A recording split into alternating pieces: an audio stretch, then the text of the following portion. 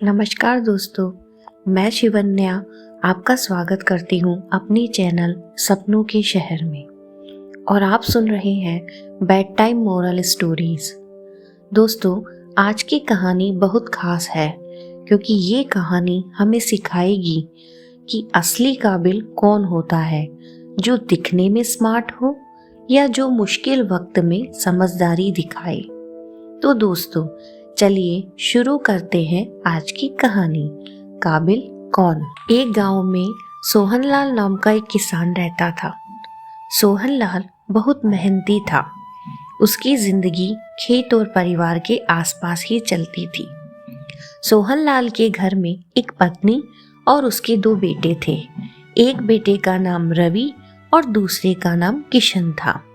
रवि का रंग थोड़ा सांवला था और किशन का रंग गोरा।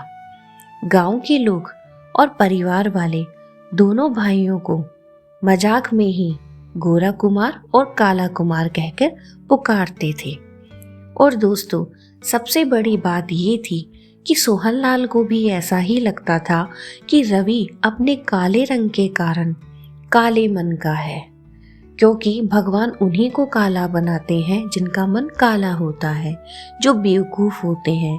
और उसका मानना था कि किशन अपने रंग की तरह ही साफ और उजले मन का है और उसे ईश्वर ने बहुत अच्छा बनाकर धरती पर भेजा है।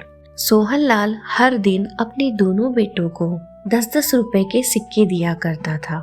किशन उन सिक्कों को ले जाकर अपनी गुल्लक में डाल देता और रवि उन सिक्कों को अपने घर के बाहर एक बड़े से पेड़ के नीचे जाकर फेंक देता और उस पर मिट्टी डाल देता। जब सोहनलाल उसकी इस हरकत को देखता तो उसे बड़ा गुस्सा आता और वो अपनी पत्नी को कहता कि देखा, मैं कहता हूँ ना कि इसका मन बहुत काला है, न जाने इसको यहाँ गाड़ कर क्या करेगा, इसे पैसे की कोई कीमत मालूम नहीं है। समय बीतता गया।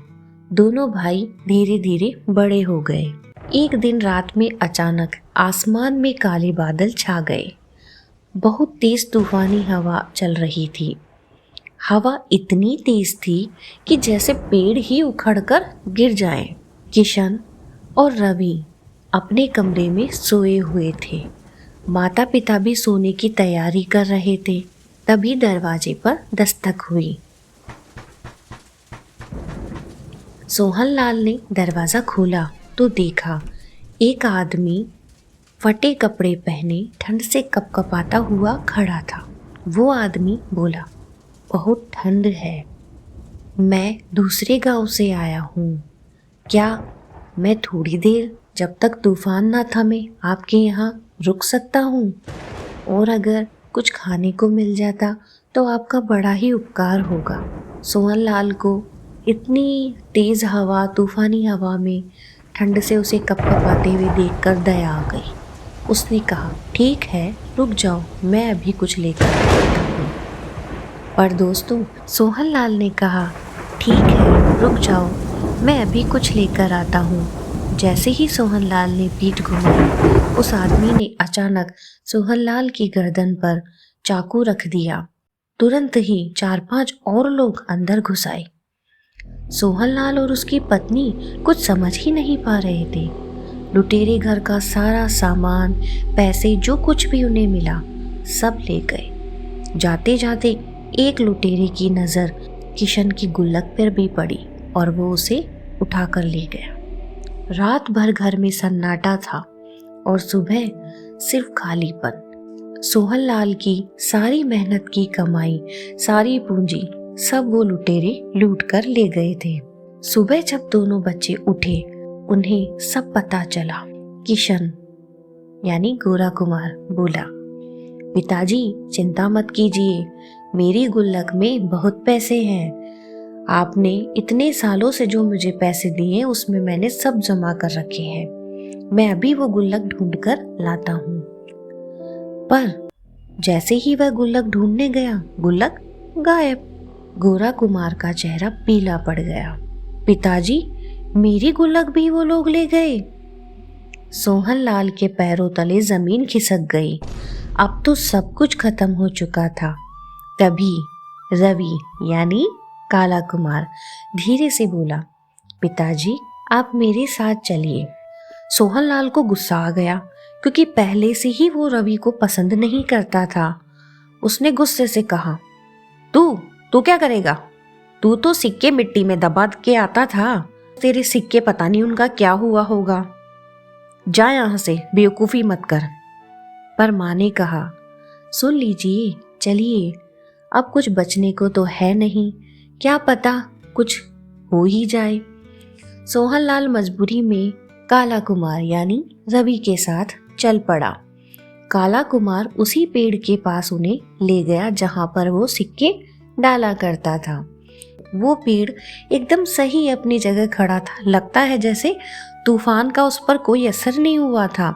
उस पेड़ को पता था कि मेरे नीचे किसी की पूंजी जमा है और मुझे उसे सुरक्षित रखना है।